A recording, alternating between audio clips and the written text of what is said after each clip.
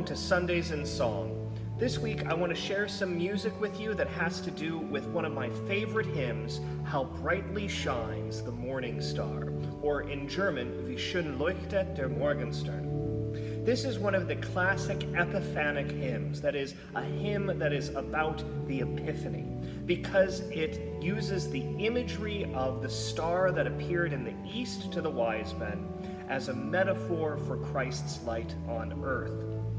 And I have a lot of music picked out today that references this hymn. Even though we don't actually sing it as a congregation in the service, we will hear it in a variety of forms in the voluntaries and the anthems that are sung this week. The first chance that you'll have to hear it is in a wonderful set of variations by Dietrich Buxtehude, one of Bach's big heroes. And I've taken the idea of these Baroque settings, these ornamented settings of Wie schön leuchtet der Morgenstern, and I was really captivated by them when I was an undergraduate and studying counterpoint.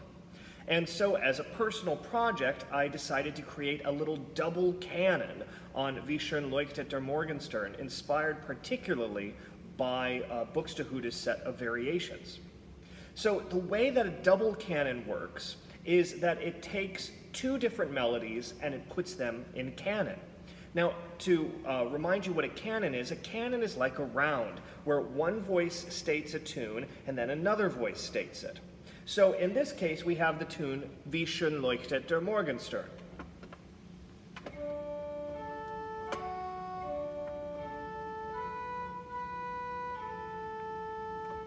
So what I've done is I've taken this tune and I've actually put it against itself in inversion, so it's flipped upside down.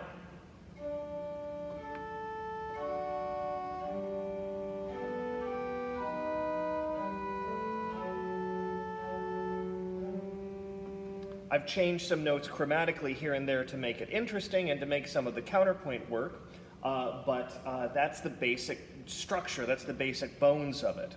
Now, against that, there are some sparkling lines that, of course, represent this sort of starlight.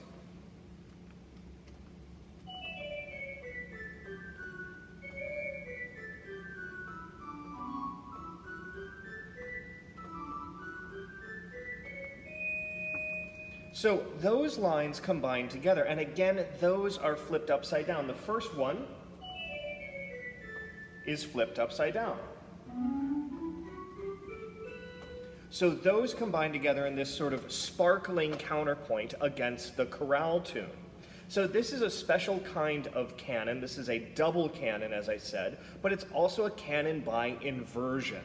Now, why do that? Well, first of all, I just like the idea. I was very into counterpoint, and I still am. But just like all composers, I'm interested in taking musical ideas and making them relevant in terms of the symbology of, for the day that they're appointed for.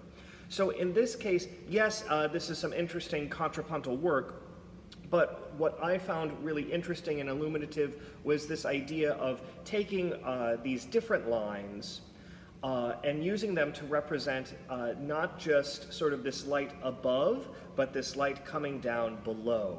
So that's the idea of why it's in inversion, that it works both right side up and upside down. Because that's what the Epiphany is all about. The Epiphany is this realization, this realization of God's love on earth. Thus, we have our canon in inversion. But that's not all. We'll also hear this wonderful hymn tune by the composer and poet Philip Nicolai, who originally wrote it as a Lutheran chorale in the 16th century.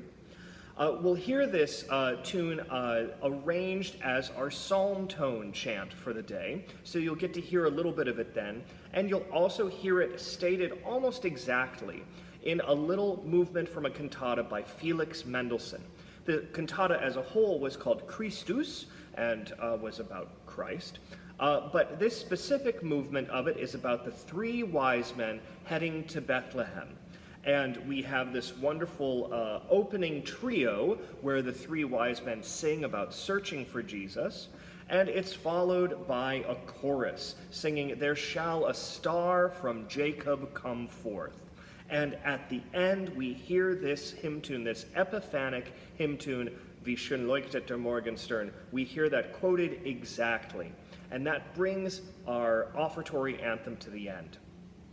At communion, we'll hear a lovely little motet by an interesting composer named Peter Warlock. That's not his real name, but he used that for his compositions because he was a music critic who often was very harsh to his contemporaries. So he figured if he didn't change his name, his music would be panned as well. This lovely little piece called Bethlehem Down is a sort of fantasy on Christ's birth and the gifts of the Magi that are brought to him at his birth, but then this fantasia on thinking ahead to Christ's death and how those different gifts, those myrrh and frankincense for embalming and this gold for a crown, are resonant both with Christ's birth and life and death. So all of these things, we've got different ideas of the Magi, we've got the light from the star, all these things coming together for our musical celebration at 10 a.m. on January 6th for the Feast of the Epiphany. I hope you can join us and take a listen to some of this music, and for Sundays in Song, I'm Doug Buchanan, and I look forward to singing with you.